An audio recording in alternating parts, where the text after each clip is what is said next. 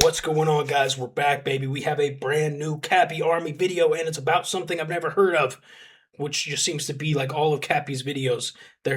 He just has the inside scoop on everything that's happening. So this one says North Korea's CIA is preparing for war. So we know North Korea has been a problem for a long time. They're kind of like a mythical, weird. It's kind of like Mordor. Like, you don't talk about North Korea. You don't look directly at North Korea. You don't, but you know they're over there doing bad stuff. And they're just kind of secluded doing their own thing over there, prepping to do more bad stuff. So we're going to watch this. This is going to be awesome. Always, please go show love to Cappy and his channel. He does great stuff. So real quick before we jump into it, a couple things. We still have our ORC SHASHLIK t-shirt, our barbecued orc t-shirt. We'll have that till the end of the month if you want one. Link will be in description. Thank you again, everybody who's picked one up. That's awesome. Second thing that's just now changed is I have a ton of videos. If you've ever gone to my channel, you see there's over 1,000 videos on my channel.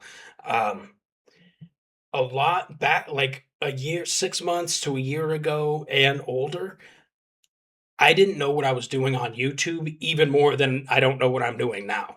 So I wasn't editing certain footage. I wasn't blurring out the bodies. I wasn't blurring out blood, stuff like that. And these videos have gotten quite a few views, in my perspective, being a small channel. And they've gotten some attention from YouTube, basically trying to flag my account for these uncensored videos in the past. So rather than me going back and deleting all of this, what I consider to be good content, I'm in the process of, but I've already moved like 30 or so videos into our members only playlist. These are for the paid YouTube members who also have access to all the uncensored footage on our Discord channel. But we have paid members of this channel who I appreciate more than words can explain. And this is just another way for me to try to give back to anybody that's willing to support me and my mission here in Ukraine and the channel. And that's really it. And also not have to go delete all of this good content. So I just move it into a members only playlist. So if you are willing or you're able or you want, whatever, that will, you could become a channel member as well. All right, guys, let's see what's going on in North Korea with Senior Cappy.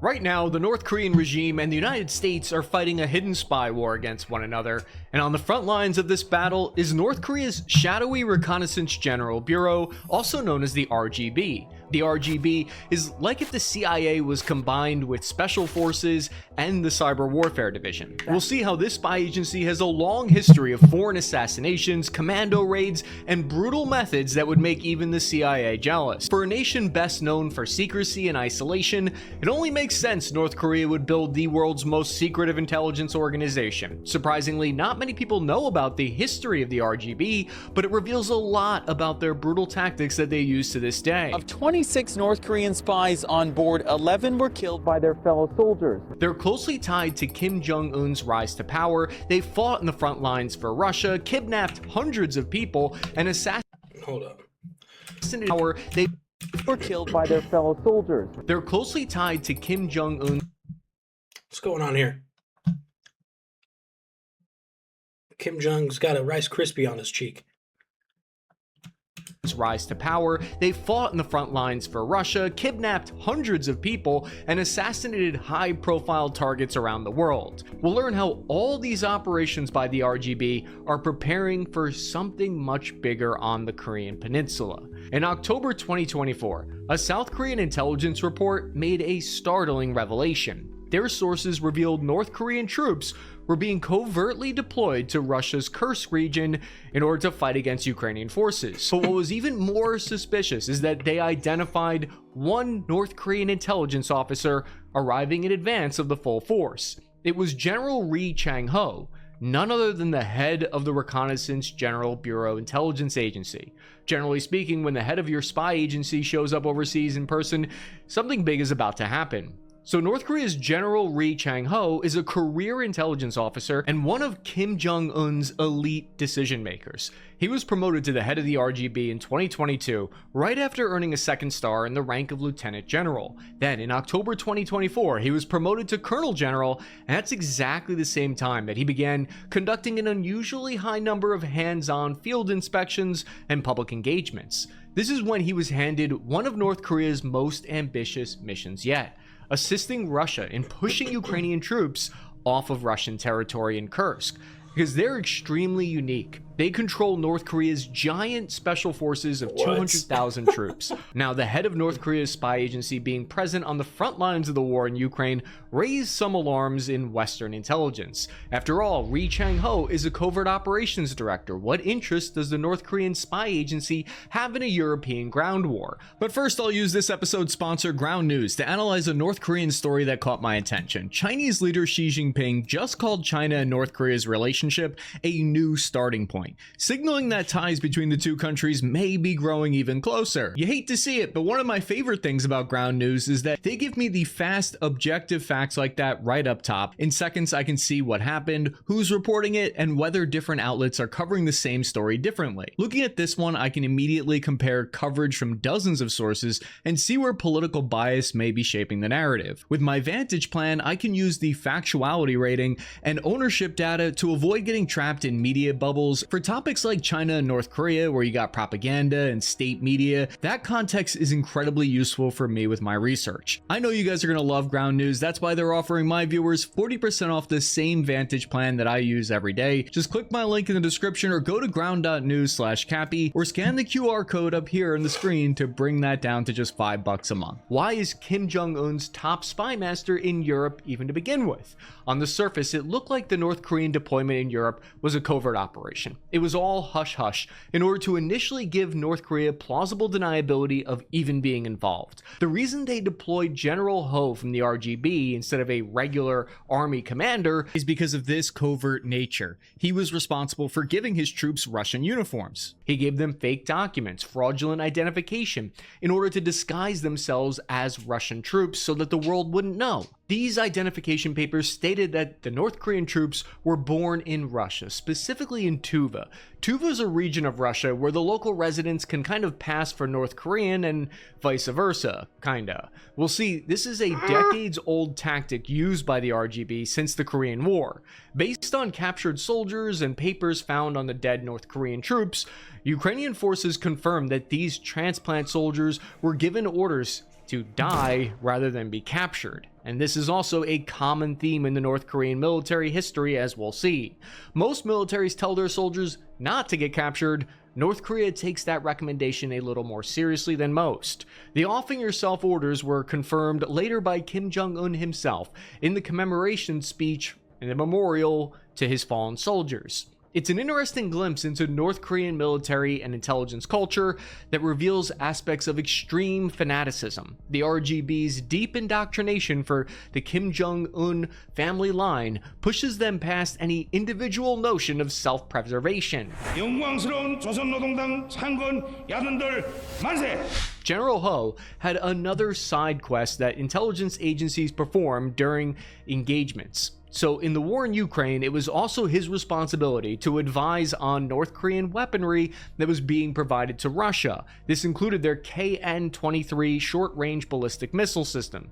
Since the RGB is in charge of overseeing special forces operations, upwards of 20,000 SF North Korean soldiers were sent to Kursk. The troops came from North Korea's elite squad of Storm Corps, specifically the 11th Corps of the Korean People's Army, known more for the sabotage and assassinations than frontline combat. Every spy... Does anybody else find that kind of demonstration stuff so cringy? I mean, it not only is it just strange, right? But it's just like, ugh, stop. The agency claims that it's acting defensively while seemingly all spending a lot of time operating in other people's...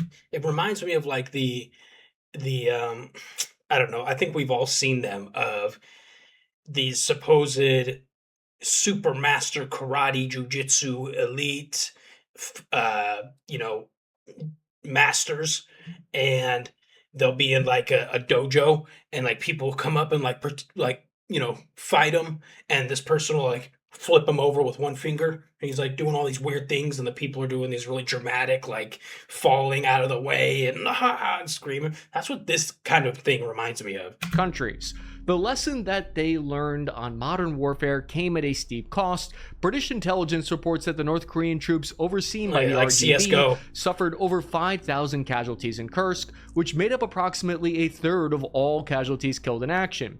But that doesn't really explain why the head of North Korean intelligence was there in person. You don't need a high-ranking intelligence officer for that. He was there for another reason, to learn something that is of strategic value to North Korea back home. We know that before deployment, the North Korean troops received a few weeks of training in Russian military camps, which would give them an updated perspective on modern warfare. A big reason why we're covering covert operations so much on this channel recently is because the world is entering a kind of Cold War, and hybrid warfare is only becoming bigger with new, more deadly weapons this time around, like drone warfare. And according to 38 North, the North Korean military has taken interest in this capability as a potential means to diversify the ways in which their forces can operate and achieve effects on the battlefield in the face of international sanctions and constrained reserves. The low cost and asymmetric nature of drone warfare could provide the DPRK with a battlefield equalizing force that can be mass produced.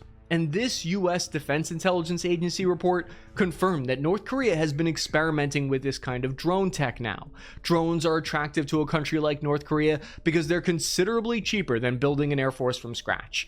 With the information that General Ho from the RGB brought back to North Korea, they then started their own Kumsong line of attack drones. But if you know the history of the RGB and North Korean covert ops, you know this was a long time coming. The RGB has brought back captured information on American weapon systems from the war in Ukraine, like the HIMARS, which then North Korea promptly turned around and copied and turned into their own version.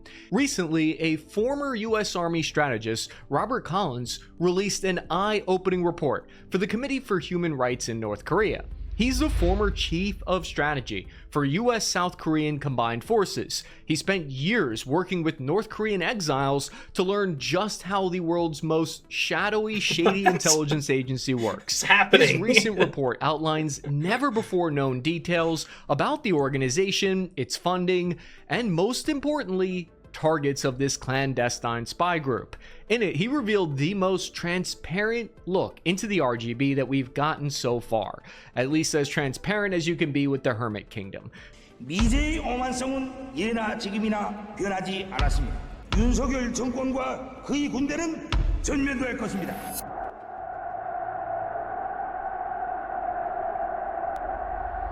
But the RGB's roots go back to before the Korean War. In 1948, North Korea's military operated what was called the Reconnaissance Bureau, known to the Americans as Unit 560. It was established to be responsible for infiltrating agents behind South Korean lines. Commanded by General Yi Sang-choo, they gathered intelligence and conducted sabotage. This declassified secret report from the CIA in 1952 goes into depth on their tactics. American officers note that most agents were actually natives of South Korea. They were roughly 30 years old and chosen because they understood South Korean terrain and society. Just like they'd later be issued in Kursk, they were given false identification cards and clothing to disguise themselves. They were then trying to organize guerrilla networks inside South Korea. When the war ended in an armistice, North Korea attempted to reunify the peninsula by covert force. So they spent the next few decades building an intelligence apparatus designed to weaken South Korea from within. North Korea's covert operations were divided among several organizations. There's Office 35, which handled foreign intelligence collection, which is kind of like the CIA's role. Then there's North Korea's Operations Department, which managed infiltration missions across the demilitarized zone, which is kind of like the ground branch paramilitary role in America. This is when North Korean intelligence starts a long tradition of brutal global assassinations. In 1987, 2 North Korean agents planted a bomb on Korea Air Flight 858, a commercial flight between Baghdad and Seoul. The agents planted the time bomb in the overhead compartment before departing the airplane during its first stopover in Abu Dhabi. The plane exploded over the sea west of Thailand, killing all 115 of the passengers and crew, most of whom were South Korean. unthinkable for any other intelligence agency to conduct a mission to purely target civilians like this for the point of terrorizing a country. Most intelligence services prefer operations where nobody notices. Blowing up a civilian passenger jet is sort of the opposite approach. The North Korean agents were later apprehended in Bahrain while trying to flee. They both attempted to off themselves with cyanide cigarettes, trying to make it a one-way mission. It's kind of a common tactic for the North Korean military. They see it as the honorable thing to do, and after killing 100 innocent people, it's hard to disagree. 10 years later, North Korea's espionage arm ran another mission. In 1996, a group of 25 North Korean agents landed a Sang-O-class submarine near a South Korean city with a mission to spy on the Navy and assassinate then South Korean president, and a few weeks later when he was visiting another nearby town. From the start, the mission was a disaster. Elite agents of the assassination team were released a few hundred yards off the coast. Their first objective of the total team was to take pictures of a nearby South Korean naval base, but when they tried to rendezvous with the submarine a couple of days later, then the trouble started. The North Koreans ran the submarine aground in a rocky reef after the propeller was entangled in seaweed. When they couldn't free the ship, they abandoned it and set fire to it and destroyed the evidence. That night, though, a South Korean taxi driver reported the suspicious flames. This kicked off a nearly 2-month-long manhunt for the stranded North Korean spies. Armed with M16 rifles and mock South Korean uniforms, the North Korean commandos made a camp in the mountains outside the city. To be fair, few organizations can turn a reconnaissance mission into an international manhunt that quickly. The assassin team then executed the 11 members of the submarine team, their own men, for their ineptitude, following orders to kill those who failed their mission. With half the North Korean team now killed by their own people, the mission was off to a suboptimal start. What? They then stabbed 3 innocent hikers who stumbled upon them, and what followed was a series of gunfights in the mountains against the South Korean army. All but one of the North Korean agents were killed, and the final one escaped, if you can call going back to North Korea escaping. But one of the most uniquely brutal and unusual aspects to the North Korean... Yo, imagine that guy's stories, bro.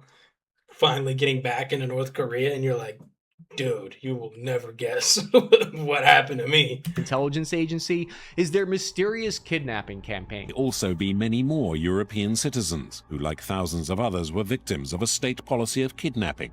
In the 70s and 80s, North Korea abducted 17 Japanese citizens, although this estimate seems to be very low, with actual numbers likely in the hundreds. North Korean agents also captured 8 Europeans and 1 Middle Easterner who was visiting Japan. The exact reason why North Korean spies were capturing civilians was originally unknown. It looked like these people were being used to teach foreign languages and cultural customs to their spy schools to help sleeper agents fit in.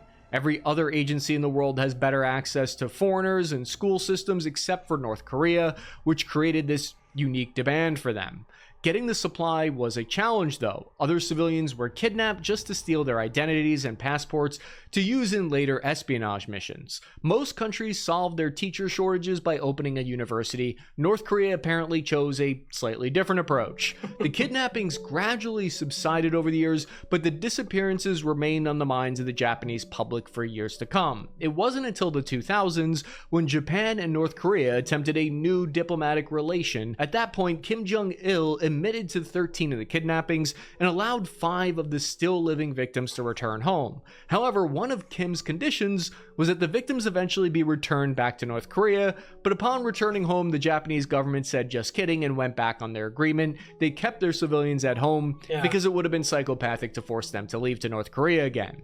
In Kim Jong-il's final years, he needed to ensure there was a smooth transfer of power. He wanted his son Kim Jong-un to take over, and in order to pave the path, he unified all the intelligence departments under the National Defense Commission, or the NDC. Thus, the Reconnaissance Bureau was turned into the Reconnaissance General Bureau. His motivations for this was to solidify command to his successor, Kim Jong-un, to take power. Bureaucracies normally create inefficiency, intelligence bureaucracies create plausible deniability. General Kim Jong-chol was the first director of the RGB starting in 2009. He immediately got to work with the 2010 sinking of the South Korean corvette, the artillery shelling of South Korea, and numerous infiltration and espionage operations, although North Korea denies responsibility for all of these incidents. In 2018, Kim Jong-chol flew to New York City in America through China in order to talk with United States Secretary of State Mike Pompeo.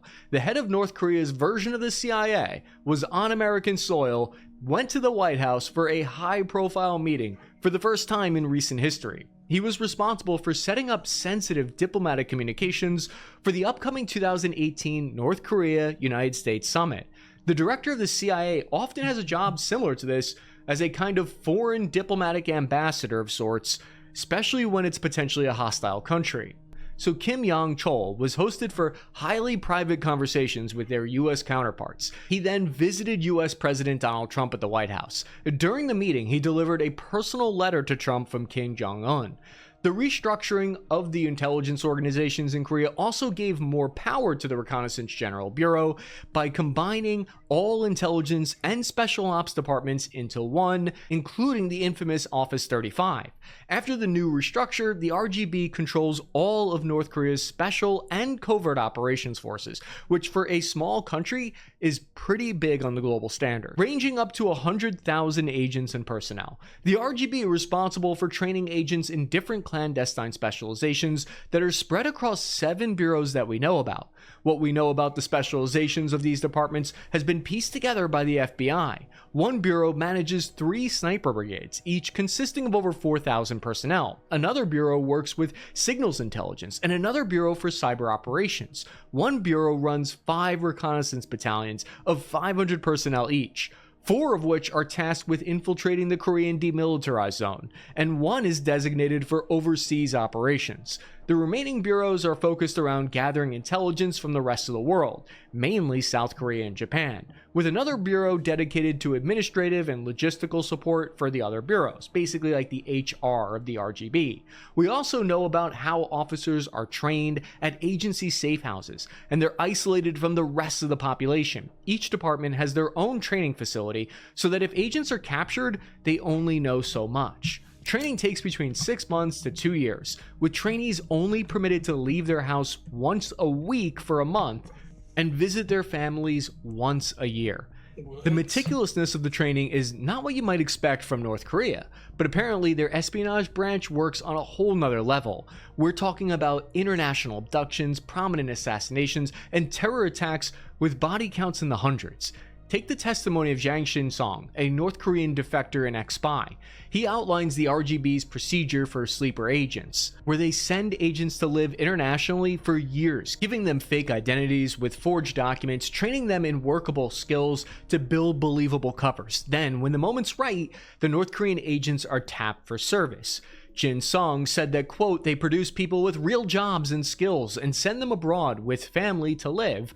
When an urgent opportunity arises, like this one on Kim Jong-nam, these people are tapped into operation, so they would be planted way beforehand, end quote.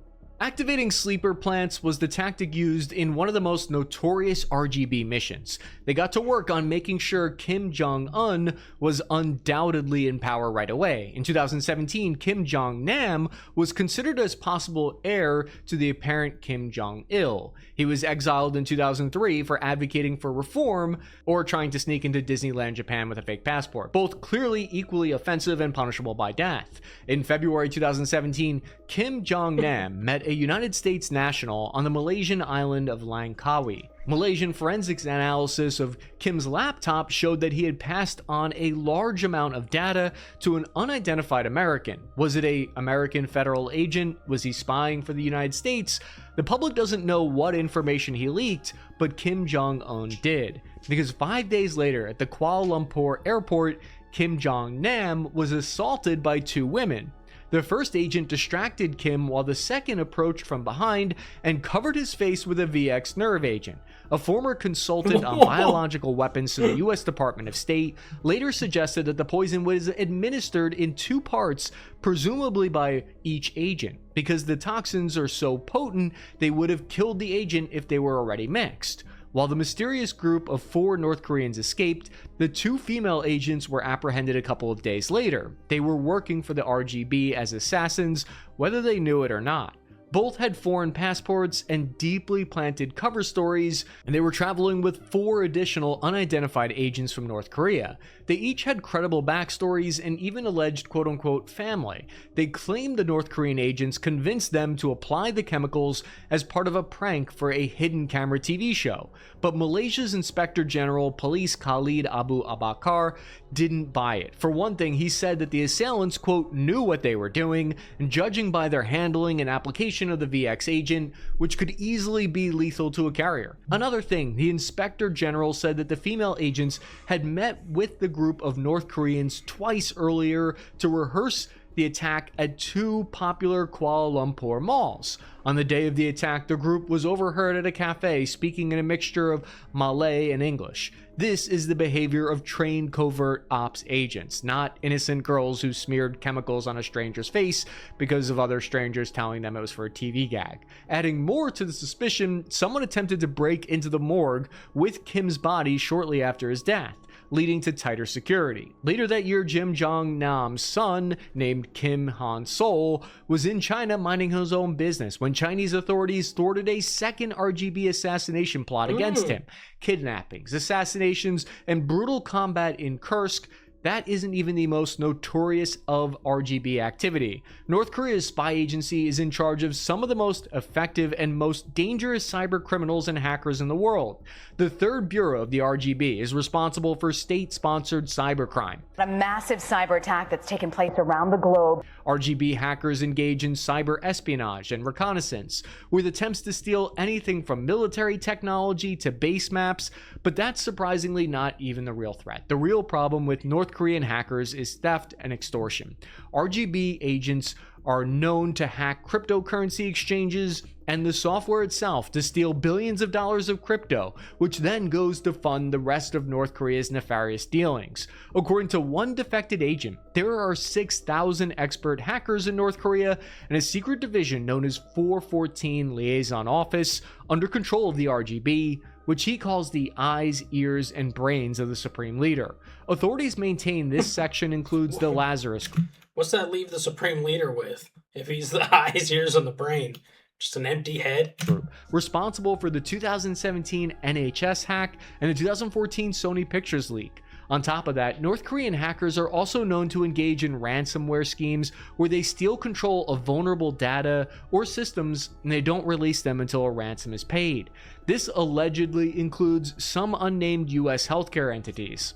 How successful the RGB hackers? Well, in 2014, one operative broke into 12 separate systems of the US defense contractors. They did this through a series of identity theft, laptop farms, online charisma, and old-fashioned wit. The RGB preferred method of online infiltration seems to be applying for remote jobs and then spying on the company's internal network. It's not something overly sophisticated, but it's effective. In a weird way, the branch of the RGB for cybercrime is one of its most successful, providing much needed funding not just for the rest of the RGB, but for the Kim Jong-un regime as a whole. They earn an estimated $1 billion a year in revenue, which is unusual because most intelligence agencies just blow through money, but the RGB appears to have a revenue-generating department. For a country with a GDP of only $25 billion, they make up a pretty large percentage, which really adds weight to the question. What are they using that money for? Why exactly is the RGB running a fundraiser? Which brings us back to Colonel General Ri Chang-ho, the director of intelligence for North Korea. And when he was standing in Russia, at first glance it looked like it was strange that the North Korea's spy agency would travel halfway around the world to observe a war in Ukraine. But after looking at the history of the RGB, it starts to make perfect sense. The agency was there to take that information back to the DMZ and help them plan for future conflict. How long is it before drones start flying into South Korea over the DMZ? that the RGB claims isn't there. Over the last 70 years, the RGB has been building networks of infiltrators, kidnapped foreign citizens, assassinated rivals, and stolen military secrets. Every lesson that they learned abroad eventually gets brought back home for them. What we're looking at is an intelligence agent. Is that Kim Jong-un in the leather jacket? Eventually gets brought back home for them. What we're looking at is an intelligence agency that's preparing and prepping the battlefield. Each piece looks unrelated until you step back and see the larger picture. The RGB is building the tools for North Korea that they would need in a future conflict with the US and South Korea. I think those are Russian surface-to-air missiles on the peninsula. And if history is any guide, the RGB is already planning their next brutal mission. If you want to learn more about covert action or not, super cool, dude. Oh yeah, there we go. No, we won't pause it there. Anyways, this is I love this kind of stuff, man. And Cappy brought up a really interesting point that he said I know we're talking a lot about like espionage and sabotage and stuff like that, and he said it's because the world's kind of falling into this Cold War state of events where there's a lot of these sabotage style operations happening. And I guess I didn't really look at that because ever since I was a kid, I knew that Russia was always had spies everywhere, right? And China was doing shady stuff in the US, and North Korea was always doing. So I guess I've always just kind of been under this impression that these shadow wars took place. But it's he brings up a good point. It's not conventional warfare. It's not a conventional tactic. And it does seem to becoming more and more popular, right? Without doing these full scale military invasions. Really cool stuff. I just wanted to say, man, let me know what you think about this, but I find North Korea to be a joke, frankly speaking. They seem so disconnected from reality. They when they showed up to Russia, their troops got absolutely annihilated. There was a lot of reports going around that saying that North Korean troops were being found surfing bad internet websites on their new phones because they don't have access to that stuff in North Korea. So like little things like this, but not only that, also the fact that whether it was Kim Jong-il or Kim Jong-un, they've just been threatening people, mainly Western allied nations, and specifically the US, for decades. And they just do nothing. And then they do these missile tests off the shore of North Korea, and they're just embarrassing. They call Kim Jong-un the Rocket Man because these look like bottle rockets. They're like and they like fizzle out and fall into the water. Like they're not doing anything. They're just like this little angry country that just hates the West and democracy. I don't know, man. This is my opinion. I think the term paper tiger is thrown around a lot these days. People call Russia paper tiger. People call Iran a paper tiger. But I think the definition of a paper tiger, a nation that is all bark and zero bite, is North Korea. Now, with that said, a lot of these like assassinations and stuff I didn't know about. So that adds a little bit of spice to the mix. That adds a little bit of a bite. It's still like a Chihuahua bite, but it's still a small bite in comparison to their big loud bark and how tough they are, and they're gonna missile the U.S. and the UK is within missile range now, and they just talk shit, dude. Anyways, this is a really cool video. Let me know what you think about North Korea, man, because this is something I don't think we've ever covered on the channel, so I love it. Anyways, I love you guys, and we'll see you in the next video. Peace.